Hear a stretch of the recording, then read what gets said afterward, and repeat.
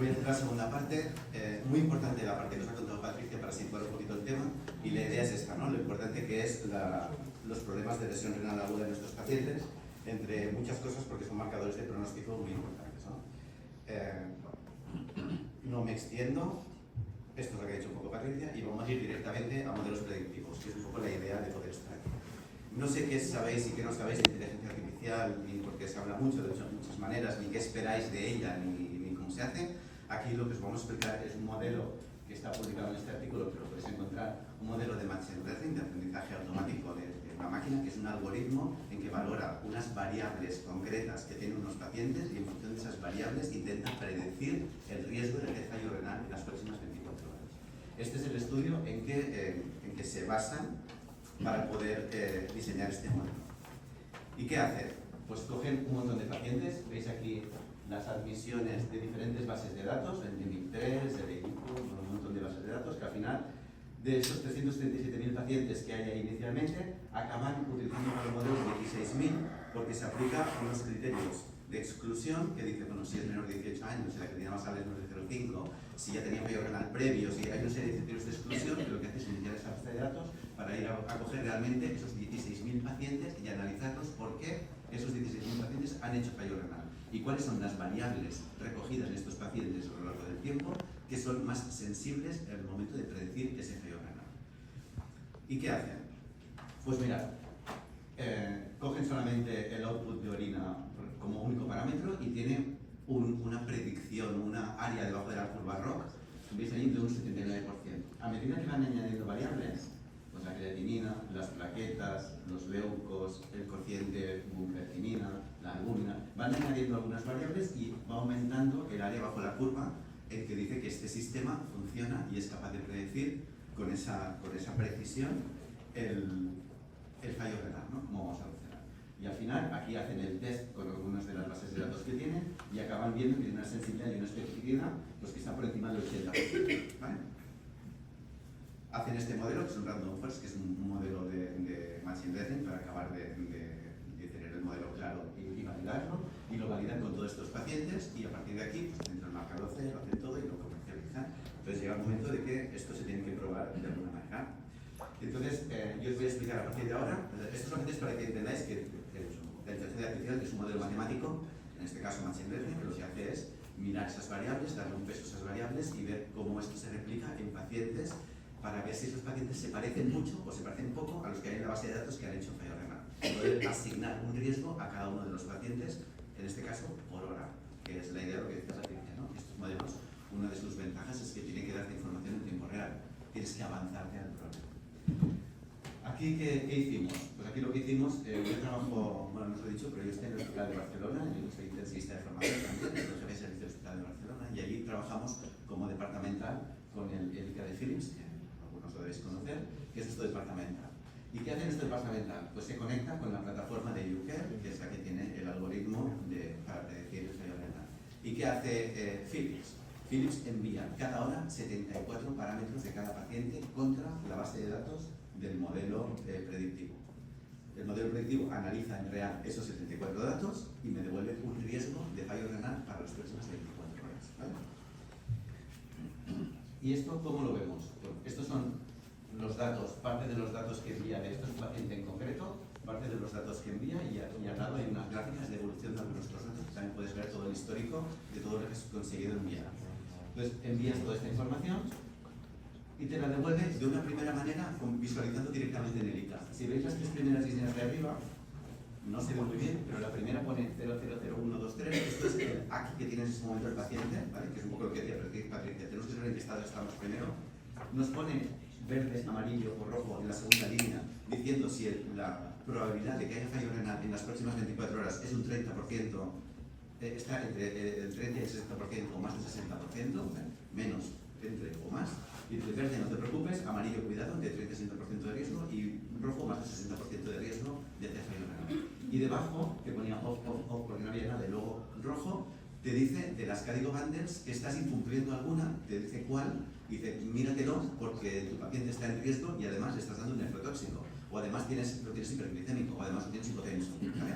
Para que tú vayas corrigiendo estas medidas de prevención. Toda esta información que vemos directamente nosotros en el ITA, podemos entrar en la plataforma de YouCare, que es esta, y aquí veis el episodio completo de un paciente. Esta línea de tiempo se puede acortar o alargar para ver la evolución. Esto es un episodio completo de un paciente en que ha estado 1, 2, 3, 4, 5 veces en riesgo alto de hacer fallo renal. Y de las 5 veces nos hemos salido, pero lo hemos podido ver y ha estado estas 5 veces de fallo renal. En este caso es un señor de un perforado, de un fallo de sutura, que hizo una peritonitis severa. Cuando ya sabíamos de esto, es una neumonía severa mecánica, cuando parece que ya nos prometíamos felices, hace una sepsis por catéter y ahí vamos. Y al final salió y salió bien, pero en cada evento de estos que se puso en jaque, o la hemodinamia, o alguno de los parámetros del paciente, pues podíamos ir viendo cuál era esa progresión y si tenía riesgo o no de fallo renal. En el lado derecho veis arriba tres líneas en que os dice además si está dentro o fuera de los parámetros de presión arterial media o está dentro o fuera de los parámetros de hiperglicemia, de normoglicemia. Entonces son pequeños datos que te va diciendo que tiene fallo renal y además la variable que más está pesando en este momento para que yo te diga que tiene riesgo va de hemodinamia, va de analítica o va metabólica, con lo cual ya te da una pista bastante importante de por dónde tienes que ir a buscar el problema, ¿vale? Y todo esto te lo dice antes de que el paciente pues, ejerce el PPI o haga un fallo renal establecido o tengas la creatinina de las 8 de la mañana que ya ves que se ha disparado, ¿no? Vale, ahora hasta ahí lo que hemos hecho. Y ahora os enseñaré un caso de uso. Esto es los pacientes que hemos comparado. Hemos cogido los 144 pacientes que están en azul que pone no UCR, no YouCare Renal Platform, sin utilizarla, y los 573 que ya habíamos utilizado en la plataforma de YouCare. Hemos eliminado los pacientes que estaban menos de 48 horas en la UCI, porque no da tiempo casi a mirar qué les pasa, y hemos eliminado los que ya tenían un fallo renal crónico previo, porque si ya tienes fallo renal crónico no tiene sentido que te predigan qué fallo renal vas a tener, ya lo tienes, ¿no? Entonces, estos están eliminados. Y a partir de aquí hemos visto cosas pues, interesantes, que os iré explicando. De entrada, que no había diferencia ni de género, ni de edad, ni de estancia en UCI en los de antes o de después. No había diferencia, ¿vale? Las muestras eran parecidas en ese sentido. Después, que los balances, a pesar de que veis que el balance va de menos 4.000 a más 5.000, entonces los balances medios eran parecidos, bastante neutros, que hasta nos sorprendimos nosotros porque el sentido que tenéis en la UCI es que los achicamos mucho, pero aún así tuvimos la sensación de que los balances eran bastante neutros. ¿Qué más vimos? Vimos las constantes vitales, entonces vimos que la presión diastólica no había diferencia, eran parecidas, que en la frecuencia cardíaca tampoco había diferencia, que en la presión sistólica tampoco, y la temperatura. Ya estáis empezando a pensar, vale, Jordi, muy bien. Si no hay diferencias, ¿para qué sirve? ¿Vale? Seguimos, ya entraremos. Aquí estoy cogiendo todos los pacientes, todos los que llegaron a hacer una Q3 y los que no lo hicieron, todos los pacientes. Vale, en el global no había diferencias entre los dos grupos. ¿Qué más vimos? Pues vimos pruebas de laboratorio. ¿Y qué vimos? Pues todas. La albúmina, el bicarbonato. Voy pasando porque veréis que no hay diferencias entre creatinina, glucosa, hematocrito, hemoglobina, pH, plaquetas, potasio, sodio, urea y leucos, ¿vale? O sea que todo esto para que os hagáis una idea de toda la información que enviamos cada vez. Y entonces, bueno, luego tenéis también la creatinina a la admisión y la creatinina al alta de los dos grupos, que tampoco había diferencias en las medias globales. Y entonces llegamos aquí. Dices, vale, me has dicho que no hay diferencias, que todo era muy igual. Bueno, pues empezamos a ver realmente los que tienen riesgo, porque los pacientes que no tienen riesgo los hemos tratado igual, ya han ido igual. ¿Y los que tienen riesgo, qué ha pasado? Pues mira lo que vimos. Vimos que sin utilizar la plataforma dábamos de alta a planta pacientes con creatininas superiores a 200 micromoles por litro, un 6,25% cuando no la utilizábamos y un 3,14% utilizando la plataforma. Y esto tiene un ratio de 2. ¿Vale? O sea que aquí parecía que casi tenés el doble de riesgo de enviar a los pacientes de alta planta con una creatinina un poco tocada cuando no utilizas la plataforma. Y esto además pasaba en diferentes grupos, porque se pasaba, no sé, en cirugía programada pasaba poco porque no teníamos cirugía urgente, había más diferencia. O pacientes médicos también veíamos más diferencia, ¿vale? O sea que según el grupo también veíamos que los pacientes urgentes, los pacientes agudos, los pacientes de riesgo, veíamos aún más diferencias que los pacientes programados, que en teoría les tienen que pasar pocas cosas porque los llevas en buenas condiciones, ¿no? ¿Qué más vimos? Pues vimos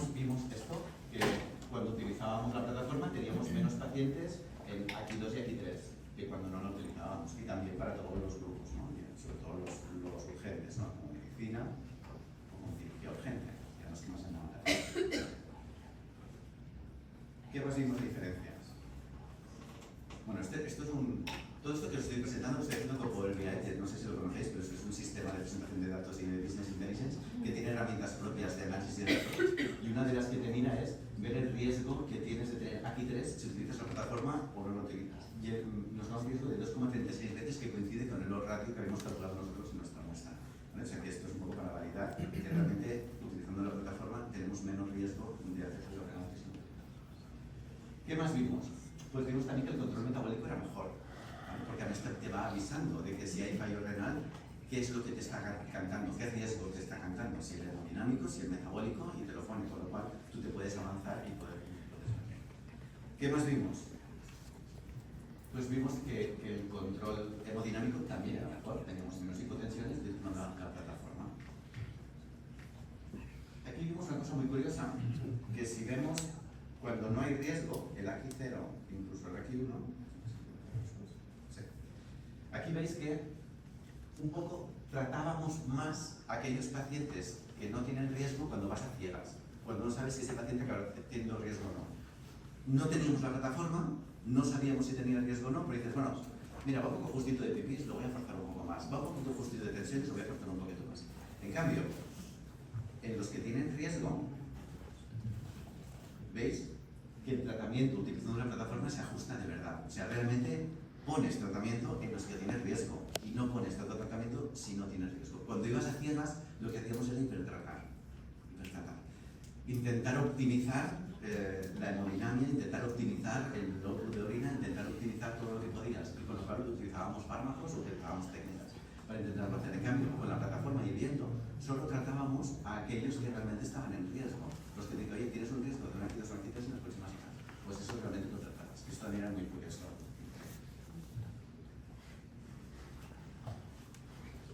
¿Qué más pudimos ver? El ajuste de nefrotóxicos o ajustarnos a las bandas también, ¿no?